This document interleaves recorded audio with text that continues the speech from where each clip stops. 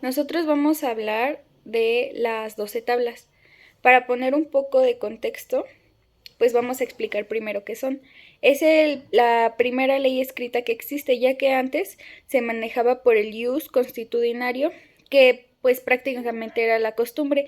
Entonces los plebeyos estaban muy en desacuerdo porque muchas veces les aplicaban a los patricios menos, o sea, su castigo era menos severo que el de los plebeyos, aunque hicieran pues cosas similares. Entonces, ellos exigían justicia y pues ver cómo se aplicaba en cada persona el derecho.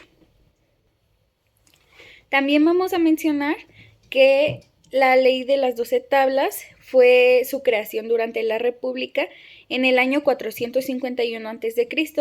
En este año se hicieron las primeras 10 tablas por patricios, pero debido a que igual era un poco injusto sus maneras de aplicar, en el año 450 a.C. se incorporaron 2 plebeyos para poder igual crearlas, las últimas 2. En la tabla 1 se trata del in ius vocatio.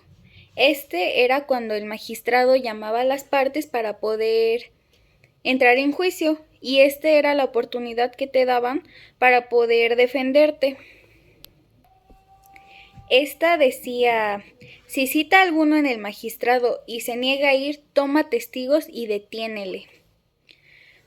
O sea que pues podías prácticamente obligar a la persona a ir al juicio para que se presentara, no importaba si estaba enfermo o si tenía algún tipo de percance, porque este era su derecho de citar al demandado y pues el otro pues tenía el derecho a ir. Y este juicio consta de 2 partes. El que se declaraba, que es el jurisdictio, y el que designaba las partes, que es un juez o iudex. Este era en caso de que no se pudiera resolver por sí mismo el litigio, y prevenía, o sea, con las pruebas, quién fallaba el pleito para después venir a la segunda tabla. En la segunda tabla trata sobre el sacramentum, que es el dinero que prende como pena. En esta se hacía una tipo apuesta y las 2 personas fijaban una cierta cantidad de dinero y le iban a dejar a un lugar sagrado. Luego de que se acababa la apuesta, que alguien ganaba, pues la parte que ganaba recogía su dinero y la otra parte pues dejaba su dinero al erario público. Explicando más este ejemplo, pues podría ser como si yo me robé una vaca y yo estoy apostando que no me la robé y mi otra parte está apostando que me la robé, pues una vez que pregunten con testigos y que se haga una investigación, si descubren que yo sí me robé la vaca, pues entonces la otra parte obtiene su dinero y mi dinero se le queda pues al erario público. Entonces esa apuesta, aparte de un castigo que me daban a mí, entonces era una apuesta donde yo podía perder mi dinero si mentía. Y bueno, así es la segunda tabla del sacramentum. La tercera tabla viene siendo lo que es la manus injectio, y que, bueno, esta era cuando ya se había demostrado que habías robado, entonces, pues tenías que pagar y te daban un cierto plazo. Al no pagar, después, te llevaban a la plaza pública, así, mostrando que tú debías. Entonces te sacaban de Roma y te ofrecían, te vendían. Podía ser alguien de tu familia quien te comprara y así pues se salvaba la deuda. Pero muchas veces pues obviamente pues no te compraban, y después de eso pues era la sentencia en la que se faculta al acreedor de tomar posesión del deudor por el no cumplimiento de la sentencia. Después seguimos con la tabla 4, que esta pues ya no está relacionada al derecho civil o al procedimiento. En la tabla 4 se menciona todas las facultades que tenía el pater familias sobre los hijos. La primera era que el hijo deforme o monstruoso pues deberá ser muerto inmediatamente después de que nace, o sea, no lo reconoce el padre. Por ejemplo, si un niño sale con 6 dedos o si tiene alguna deformación genética más bien, pues lo mataban. La otra era que el poder que tenía sobre golpearlos, azotarlos, engancharlos, tenerlos encadenados, venderlos o matarlos. Y esto aún si ellos ya son grandes y desempeñan un puesto elevado en la República, como Pipiano atribuye el ius vitae et necessitatis a una ley regia. Es un ejemplo. La otra es que si el padre ha vendido más de 3 veces a su hijo, pues va a quedar libre de su patria potestad, su emancipación y su carácter sanatorio para el pater. O sea que pues prácticamente ya no está dentro de la domus y ya es libre. Bueno, puede ser libre, porque pues ya lo ha vendido más de 3 veces, entonces ya le ha dado como algo de libertad. Y bueno, ya la última es que la mujer, el término máximo para su gestación debe de ser de 10 meses. En caso de los hijos póstumos, se rechaza la legitimidad del hijo nacido después de esos 300 días. O sea, ¿y qué quiere decir esto? Que si una mujer está embarazada y su esposo se va a la guerra, pues obviamente se muere. Entonces la herencia se divide. Pero si ese niño no ha nacido en 10 meses y ya pasaron más de 300 días, pues ese ya no se le considera un hijo legítimo. Y aún así esté vivo el pater, pues ya no lo reconoce y pues no es parte de su domus. Y si en este caso estuviera muerto, pues ya no se reconoce en la herencia y ese hijo ya no entra en su herencia. Entonces, pues también no es admitido. Bueno, yo les voy a hablar acerca de la tabla número 5 de las 12 tablas romanas. Y bueno, esta quinta tabla nos habla acerca de la tutela y de la herencia. Y bueno, como primer tema tenemos la tutela mulierum, que es una tutela en el que se establece un negocio en el que eventualmente afecta a la mujer. Y bueno, en el contenido de esta tabla nos habla de que la mujer está sometida a una tutela perpetua, pero nos establece una excepción. Nos dice que las vestales están libres de esta tutela y de la patria potestas. Ahora bien, también nos habla de que las pupilas tienen que tener cierta autorización del tutor para hacer determinadas acciones. Es decir, que si hacen cierta acción y no tiene la autorización del tutor, pues esos actos serían inválidos. También nos habla de la sucesión ab intestatio, que es básicamente que en su supuesto de que hay un testamento, pero es inválido, o en su caso no hay testamento, pues entra una sucesión. Y bueno, si en su caso hay un heredero sui, pues él sería el heredero. Pero si no hay un heredero sui, sería el agnado más próximo. Y si en su caso no hay agnado, pues sería el gentil.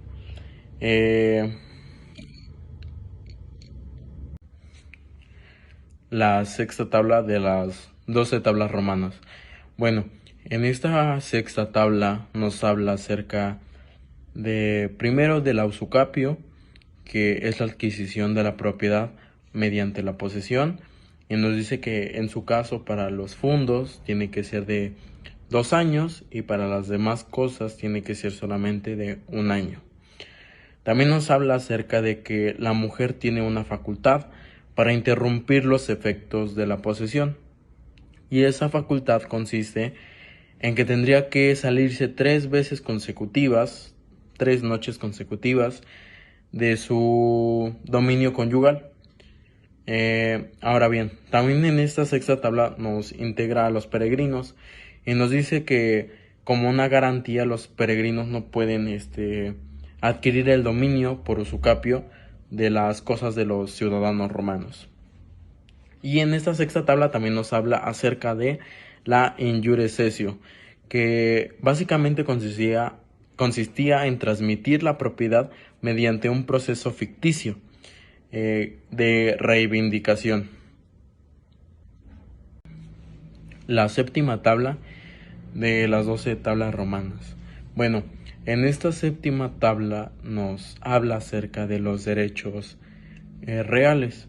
Y bueno, entre los puntos más importantes de esta séptima tabla nos habla de que en los edificios tiene que haber un espacio mínimo de 5 pies, es decir, que por un lado un propietario tiene que dejar 2.5 pies y por el otro lado tiene que dejar igual 2.5 pies para que juntos den como mínimo 5 pies.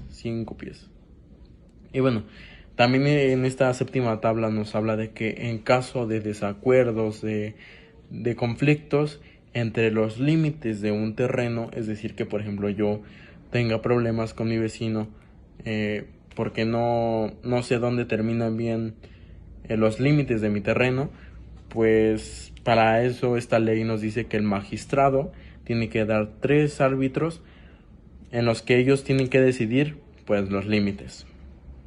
Y bueno, también en esta séptima tabla nos habla acerca de las vías y nos da ciertas medidas que tienen que cumplir. Bueno, son 8 pies en dirección recta y tiene hasta 16 pies para los recodos o las curvas. Y bueno, también en esta séptima tabla nos habla acerca de que el propietario tiene derecho, o bueno, puede recoger en las heredades vecinas los frutos de sus árboles que hayan caído en ellas.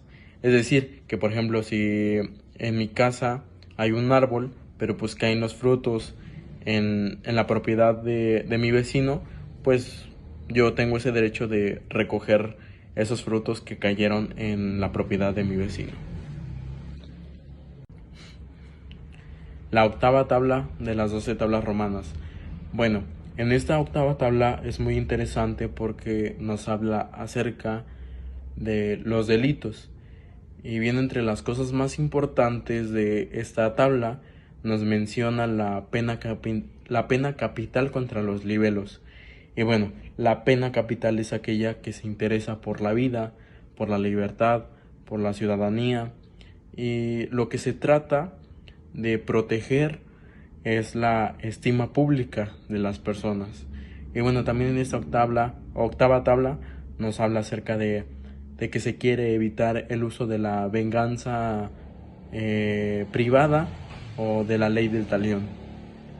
Y bueno, es interesante ver cómo también en esta octava tabla ya nos establece pues penas pecuniarias. Por ejemplo, la injuria hecha a otra persona se tiene que pagar por 25 haces. La fractura de un hueso es por 150 haces. Y también la persona que haya cortado deliberadamente árboles de propiedad de otra persona son 25 haces por cada árbol cortado.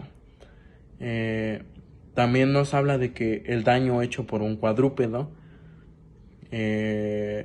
pues el dueño tiene que resarcir el daño o en su caso abandonar al animal. También es interesante ver cómo en esta octava tabla nos habla acerca de los testigos y nos dice que una persona que haya sido testigo de alguna acción y no quiera testificar, pues se le denominará como infame. También nos habla de un testigo falso, bueno, en un supuesto, un testigo falso,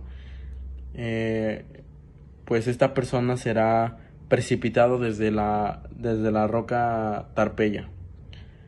Y bueno, también nos habla acerca de la pena capital contra los homicidas. Por consiguiente vamos a hablar de la tabla 9, 10, 11 y 12 y se preguntarán, ¿de qué trata la tabla 9? Pues la tabla 9 hace referencia a derecho público tanto privado como en la tabla 8 y en esta se hace referencia a varias instituciones conocidas del Jus Publicum y pues estas están asociadas al gobierno y a la administración de la justicia. ¿Y qué está en esta tabla?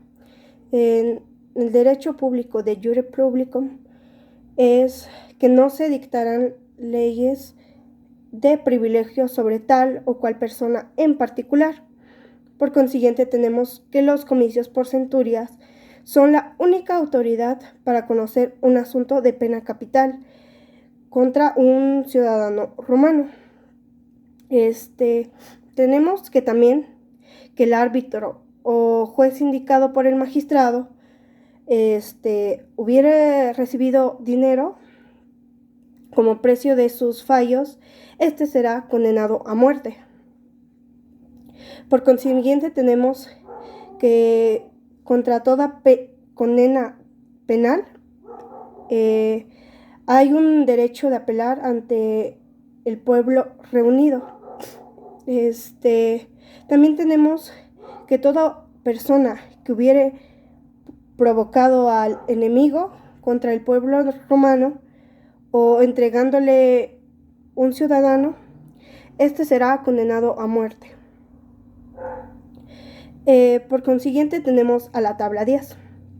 La tabla 10, que esta se basa en el derecho sagrado, que es de jure sacro. Esta no debe de confundirse con el derecho divino, ya que el derecho divino es muy diferente a este. O sea que en sí no está referido al derecho divino, sino que de jure sacro hace referencia al derecho público, pero en sí no es un derecho religioso. De